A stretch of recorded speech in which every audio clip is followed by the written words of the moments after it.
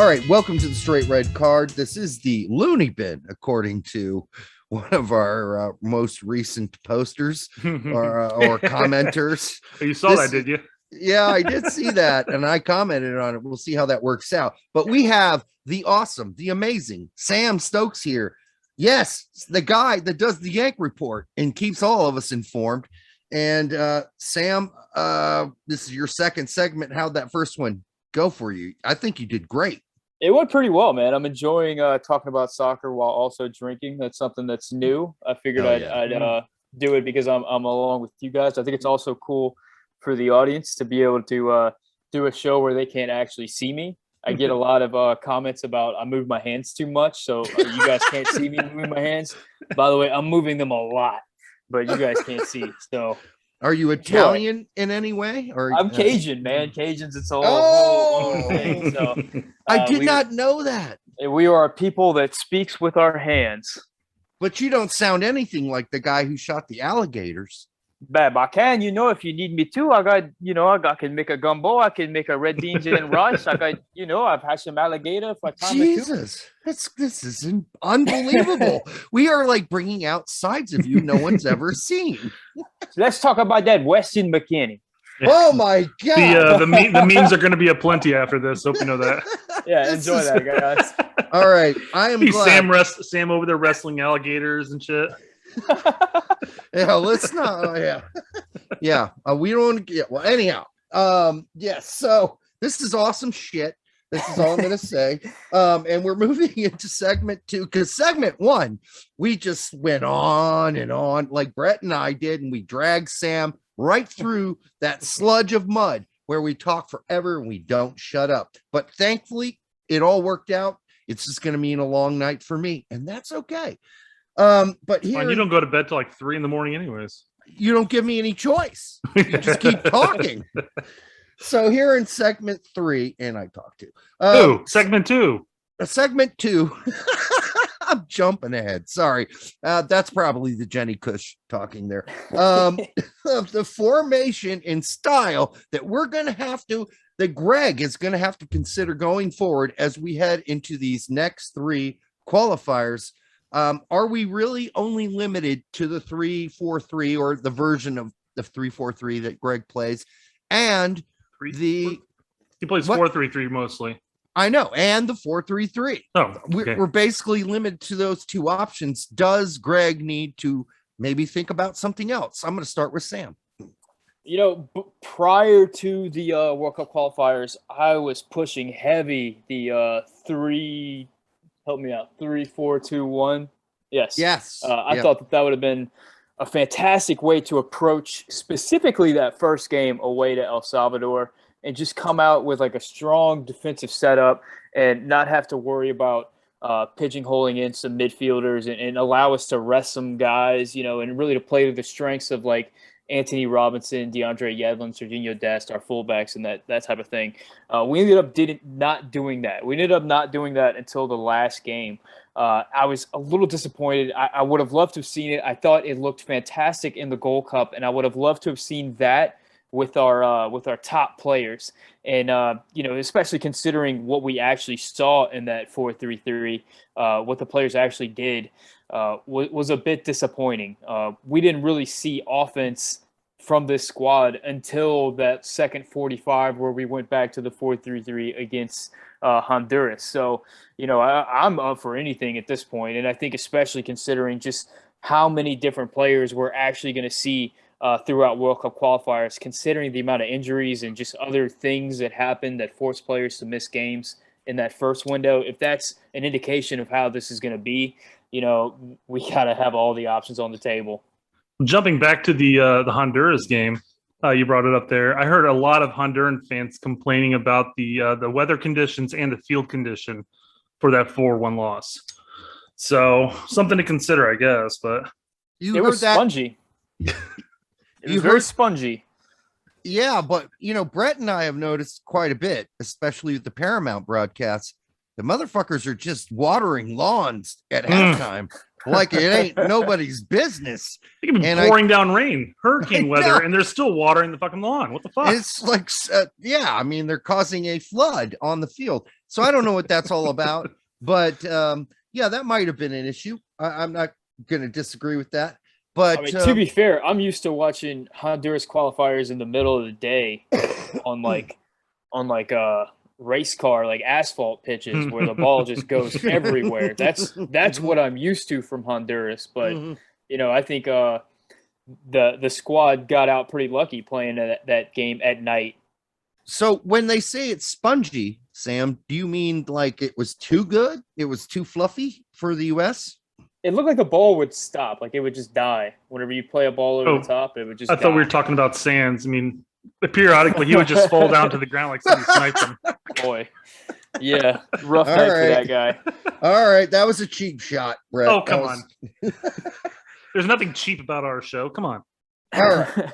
I just don't think, okay, let's just be all honest at this point. I don't think we're going to see any major formation change from Gregg going into, it's either going to be a 4-3-3 or some version of the 3-4-3, whether, anyhow, I'm not going to get all into the different versions of them. I do think that he spoiled the last 3-4-3, Sam, because he did a gimmicky thing on the right with Adams, and he didn't need to, and that spoiled the 3-4-3. Yeah, I mean, there was a lot of just like throw it at the wall and see what sticks in that game. It seemed like, you know, he definitely got criticized coming in for only taking 26 players whenever he could have taken a lot more. Yes. And then whenever players started falling off, he wasn't bringing in replacements. I believe he brought in a backup goalie, and then he brought in Jackson Ewell. So we ended up in a situation where, you know, if you take it at face value, he said DeAndre Yedlin could only go whatever, like 45 minutes or whatever it was, and you end up in a situation where you just got to figure it out. That being said, you know, Tyler Adams has played right back, so like maybe it could work out, but you know, whenever you saw Tyler Adams playing in the middle, I mean, he changed that game immediately. He's just on another level right now. I think his game has improved even from last season. So having that guy in the middle as much as possible, I think, is a good thing. But yeah, I would love to see the 3-4-3 again. I feel like it just makes so much sense with the players and the personnel that we have available to us. Disappointed in how it was brought out in that Honduras game. But I think that this World Cup qualifying is just going to be about attrition at this point. And, you know, we don't know what's going to happen in these upcoming qualifiers. Those first 3 qualifiers were like, gosh, it felt like watching the Lord of the Rings trilogy or something like that. I mean, it was just an epic extended edition, right? Exactly. Like, I mean, it was crazy. So for me to sit here and try to predict what's going to happen, like I can predict what might happen in that first game, but after that, who knows? Then it's possible, just possible that Berhalter might be thinking too much about no things. Kidding. Because you brought that, you mentioned how Yedlin could only play for 45 minutes, but then he immediately went back to his club and played 90 minutes immediately afterwards. So it's like maybe, just maybe, Berhalter, you're thinking a little bit too much on this. Maybe he could have gone the full 90. Yeah, I think. Yeah, go ahead. One of his big criticisms is just trying to get too cute and trying to force things in that don't necessarily belong. Like, for instance, Jackson Ewell as a defensive playmaking midfielder, like a Andrea Pirlo type player. Whenever I think the writing was on the wall pretty early that wasn't going to work. Yeah, Jack, I mean, shoot. But yeah, I think every time that Berhalter got cute with this roster, I think he got absolutely punished in these qualifiers. I mean, starting with Brendan Aronson in the middle in that first game, where he wasn't ready for that. He got absolutely run over. He got cute with the roster, bringing 6 center backs, bringing gosh, you just mentioned his name a few seconds earlier, the center back who ended up playing defensive midfielder in that game. Sands. Yeah, Sands. Sands looked great as a defensive midfielder in a 3-man back line in the Gold Cup, but then he comes out in this Honduras game, and boy, that's a tough ask. It's like, okay, this is your first World Cup qualifier. This is your first cap with like the real senior national team. I want you to go out there too. Yeah. I want you to go out there and play in the double pivot in Honduras in this weird position that you probably don't have a lot of experience in with the wrong cleats. Yeah. When Sands was able to stay up on his feet, he was able to actually complete passes, disrupt plays, and stuff like that. He didn't do too terrible, except for the times when he decided to go swimming on the field. Yeah. Yeah, he had a tough outing. He's one of the ones that I would not be expecting to be back on the roster in October. But yeah, I think Gregg got cute in a couple of instances, and he got absolutely destroyed for that. And hopefully, this has been a learning experience with him. We're moving forward. He just cuts that out, man. Yeah, I think he's probably going to include Sands. I'm guessing, because he considers him a backup to Tyler Adams and Kellen Acosta at the CDM role. But I don't know. As well as the center back. And, well, I'm just saying, the point that you brought up a couple shows back is that Berhalter will bring him because of his versatility. Yes. But, yeah, if he wanted to play that funky thing where we play 5 in the back, except Sands not really part of the back. He's kind of advanced center back. There's a word for that, and I forgot it.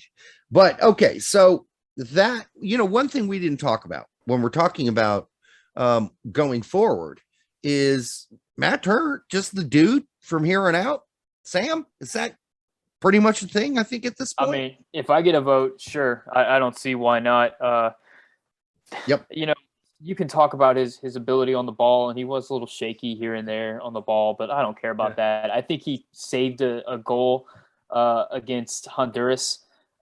He made some fantastic saves in that game, particularly that one. I believe it was off a corner kick where he just picked it out the side of the net, and nobody made a big deal about it. The crowd didn't really cheer a lot. Everybody just went on, and I'm looking at it like, oh my God, that's a goal every day of the week. I mean, I believe Weston McKennie scored that goal against Mexico in the Nations League final. Like, that is a goal, and he just stopped that and just kept the game going like it was nothing. I love Matt Turner. I don't see any reason why you should take him out, but it's you got a guy that plays for Manchester City, so that carries a lot of weight. He's on the roster. I agree. So keeping Turner in there. All Berhalter has to do is do one tactical change, just a little shift. When we're under pressure in the defense, don't play back to Turner. Just if you have to, get rid of the ball. I mean, there's just a couple of times that we played it back to him, and by the time he takes that first touch, the opposition was already on top of him, and it was like I'm like cringing. I'm like, oh no, God. Oh, okay. And most of the time, he's just booting it up the field anyways. So unless he has time to control it, look for that outlet, don't pass it back to him. Let him do his shit when it comes to shot stopping. He's a great shot stopper, and let him distribute the ball with his hands or his or booting. Either way. Yeah, and we haven't been playing out of the back too much in that window at all.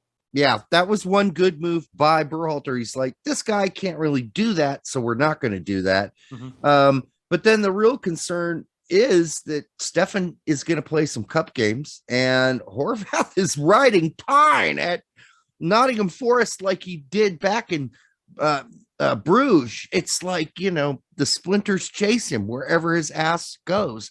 And so that's a concern. I don't know. I've said it before, and then he came out and he did what he did when he came in for Stefan. And then I was like, oh shit, I guess goalies can just not play and then come out and play, and they're just fine. The rust will eventually bite us in the butt.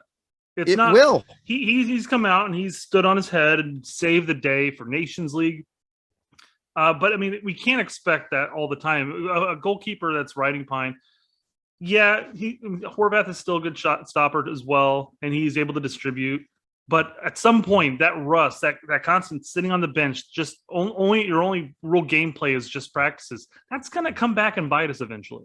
So Sam, I was just going to ask Sam. So Sam, for you, even if Stefan's healthy, you're going with Turner.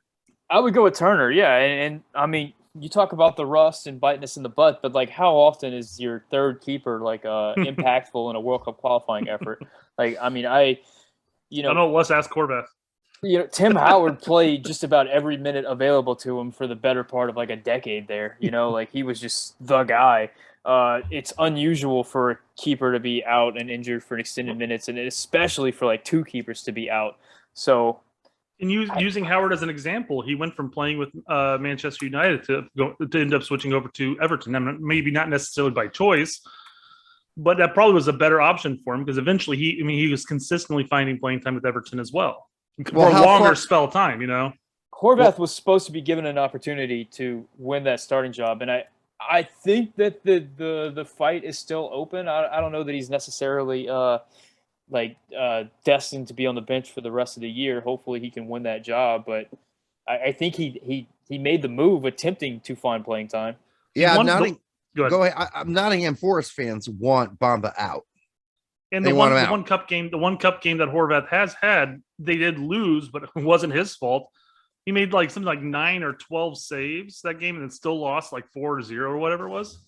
So yeah, I don't see him sitting on the bench for too long, but still, he's got to crack that soon. You would think that, but then again, Horvath is a very humble, quiet dude. He's not the kind of guy that's going to be like, "Hey, put me in, motherfucker." Mm-hmm. All right, he's not going to do that. So maybe he needs to get a little bit more. Hey, I want to play, coach, because he didn't do that at Bruges at all. Even when Bruges was like, "You can leave," and he's like, "No, I'll just stay and sit the bench." I think the fans are going to continue to have to get vocal on it then if that's what they really want. I mean, they're going to make the big difference if they continue to push. I mean, they're going to have to continue applying pressure to the manager. So, yeah, I agree. Sam, what did Gregg learn from this last window? Do you think he took anything away from that and was like, "I learned something, and I'm going to be really ready for the next one"? Hopefully, he learned a few different things. I think the first thing that he learned was that Miles Robinson is a guy that you can absolutely trust as a center back. I think we're a little bit worried about John Brooks right now, but I think as far as the center backs go, having John Brooks and Miles Robinson back there is a tremendous safety blanket to have. And I think, we saw that, coming into this tournament, coming into qualifiers, we had been playing some really great defense and keeping the balls out of the back of the net. And I think even though we gave up some goals, we didn't give up a ton of shots. I'm not sure that there was a game where Turner was under siege at any point. Yep. But that's something to build on. I think we talked about getting cute in a few circumstances. In that first game, he plays 2 right backs. And then what happens a few injuries later, and now we've got to play Tyler Adams at right back, and maybe you could have started Yedlin there, just kind of forcing some things around. But I think the big thing, the thing that I think everybody pulled their hair out about was creating chances against that low block against Canada and seeing that, if a squad is in a position where they sit back and say, "Okay, you come at us because we don't think you're going to be able to break us down." And they also happen to have one of the best counter-attacking players in the world on their squad. That could be a dangerous recipe for the U.S. men's national team. And Gregg's got to figure something out because what we were trying against that low block just wasn't working. Yeah, I absolutely agree. Brett, what is? Do you have a takeaway for what Gregg should have learned from this last window? You're hoping he realizes. Start Anthony Robinson more. He didn't. He didn't start the first. He didn't play. He didn't start the first game. Nope. He started the second game, and he didn't start the third game. And he was key and instrumental to our 4-1 win in Honduras. There's no reason why we should be playing Dest over Robinson out left, unless Robinson's injured or is exhausted after playing 2.5 games in 6 days. He was right up there with Miles Robinson for me as just a player that I wasn't expecting to play that well and just came up and was incredible. Yeah, I agree. And that makes us sing, right? Do, Mrs. Robinson. The Robinson brothers really combined well. Another thing that I think Gregg learned, or I hope he learned, or I hope he figured something out, is that for whatever reason, these last few games that he's played for the national team, there's something going on with Christian Pulisic where he's trying to do way too much. Yeah. And I think we saw in that game against Canada where Canada had their star and just beat the hell out of us with their star and just ran them at us again and again and again until we cracked, and that got him a point.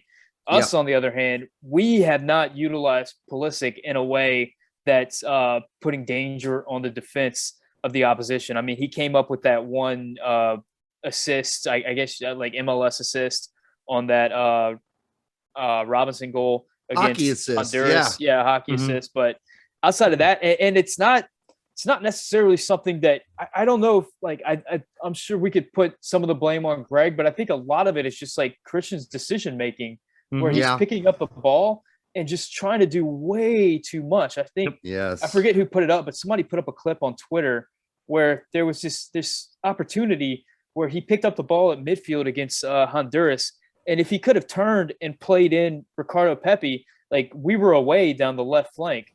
And instead, he just held up the ball and tried to take on 3 different defenders, and he ended up losing the ball. And we saw that so much, and it ended up getting him injured in this game. If there's, I don't know if it's putting your arm around his shoulder and saying, "Look, buddy, like we need you to be you, but we don't need you to be like Kaká." You know, like we have enough good players on this team that you don't have to be Superman. Just do you. So I think last couple shows, or whatever, Derek coined the term "hero ball." Yeah, and that seems to have taken off because I've seen hero ball around a lot. But it's just the taking the extra 1 or 2 extra touches, the dribbling the extra 1 or 2 men. It did result in his injury. And if he opts to play a little more simple and just play the quick outlet, then make the run. We talked about his World Cup cycle last World Cup cycle. He had something like 7 goals and 6 assists. He had to be instrumental in all of our goals, I think. But what's the big difference between this cycle and last cycle? Last cycle, he wasn't expected to be the hero. He wasn't expected to take the team on his shoulders and run down the field. That's not the type of player he is. He's the type of player that's going to sneak behind the opposition, get the ball, turn and shoot. And it's always the follow-up plays a lot of the time. So he can do the hero ball stuff from time to time. And I'm fine with him trying to dribble a couple people here and there. But more often than not, if he just plays a simple game, if he plays beat one man, make the pass, run off the ball, he's going to find more opportunities and we're going to be more dangerous. And the big difference also between Canada with Davies and us with Pulisic is Davies is further back in the field and he has more field to run onto, whereas Pulisic is playing mainly in our top third, occasionally checking back. He doesn't have that outside of receiving the ball and turning, in which he's drawing a lot of fouls, but it's a bit different in comparing the two. In the Canadian system, Davies has a very specific role, whereas I think for Pulisic, he's just said, "Hey, man, go out there and do some shit." And I know there are some limitations for what he can and cannot do, but it doesn't seem like there's a lot of restraint. And he's just trying too much. And if he can chill that out, I know there were people said, "Oh man, you're so critical of Pulisic," but he's a great player. We need to. Well, yes, we're not saying that Pulisic shouldn't be on the team. We're just saying Pulisic didn't do what was effective on several occasions. That's all. He's done some amazing things. They just haven't been in dangerous positions, and it seems like he's incredibly labored by the pressure that's on him. You know, we talk about having these young guys and putting me in this pressure-packed situation, especially considering, all the last 2 or 3 years, all they've been hearing is that they're the greatest generation of American soccer players that's ever lived, that they're going to come through and just change the way that U.S. soccer plays, that we're going to roll through qualifying, this, that. And you're seeing how it's affecting these different players, where, how it's affecting Weston McKennie. I think Tyler Adams is handling it pretty well. Yes. A guy like, I love like Gio Reyna. I don't think Gio Reyna cares. No. I think if you put Gio Reyna in a backyard soccer game or if you put him in a Champions League final, you're going to get the exact same Gio Reyna. I think he's just one of those kids, like we all grew up with a kid like this, who's just a little bit different and just wants to beat you and humiliate you and then laugh at you while you're on the ground. That's how he is, and I think it's going to be super effective for the national team. But with Pulisic, we've gotten this Pulisic that just seems to have the weight of the world on his shoulders, and it's just messing up his game. Yeah, he needs to understand sooner that there are other guys on the team, and he doesn't have to carry that whole weight by himself. That, you know, there are guys that are going to be open he can depend on. And especially if we're completely healthy, yeah, he's going to have McKennie. He's going to have Adams. He's going to have Reyna. He's going to have Pepe. And I can't believe it's taking this long for us to bring him up. But yeah, Pepe. I mean, yeah, Pepe. I wonder how much of the issues that we're having with this national team come down to the squad just not believing that their striker can score a goal. Like their striker is just up top to potentially move defenders around and then play in the wingers and the midfielders because we haven't had a goal dangerous striker in a long time. What's going to happen, like, if the U.S. gets used to this world where you can play in Ricardo Pepi and he might just get a goal for you out of nothing? You know, how does that affect the way that Pulisic plays and the way that Reyna plays and all these other guys? So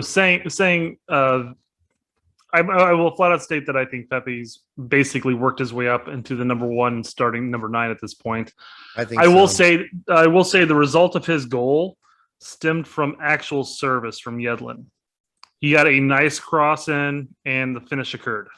But he was there, Brett. Yeah, no, I'm not saying that. I'm just saying that service, generally speaking, the service is not there as the bulk of the problems for our nines, and that's across the board. We have yet to establish prior to the Honduras game. We have yet to establish a 9 over the course of a year and a half, and that's because we don't have the service there. More often than not, our 9s are checking back way too far with their back to the goal, either getting fouled or distributing off to our wingers and our midfield running up, which is why most of our wingers have all of our goals. Talking about Aronson for that point, he has 5 goals in 10 games. He's one of our more prolific scorers. Yeah, but I mean, why isn't he starting every game? Put yourself in the shoes of our midfielders and attackers. I mean, all of Josh Sargent's half chances are just floating through my brain right now. Yeah, just all these moments. I mean, I can't recall which game it was, but Anthony Robinson put a ball on Josh Sargent's head, and it just. It's always over the bar, or there's always something. He loses out in a half second to the defender, and he doesn't create space for himself, or all this stuff. I think that Pepe's just a different player. I think he has that ability to find that space and execute. And that's fine. Like I said, I think Pepe's worked his way up into number 1, guaranteed at this point. And I'm not making an argument for Sargent in that sense because I don't think anybody's established himself in that position. So yeah, I'm saying whenever you have a guy like that on the field, you want to get him the ball. Mm-hmm. Yeah, sure. Yeah, no, I agree. I think that there's there are going to be the people out there who are going to defend Sargent, and we have for a long time. Brett and I have. I think Pete has. I still will. He's on the down spell right now. Bum. Yeah, he's not a bum. I think he's sort of worked his way out, and I think Pepe and company have sort of worked their way into it a bit. And then we found out today that Sargent could have been playing the whole time with a hammy pull. So there's that too.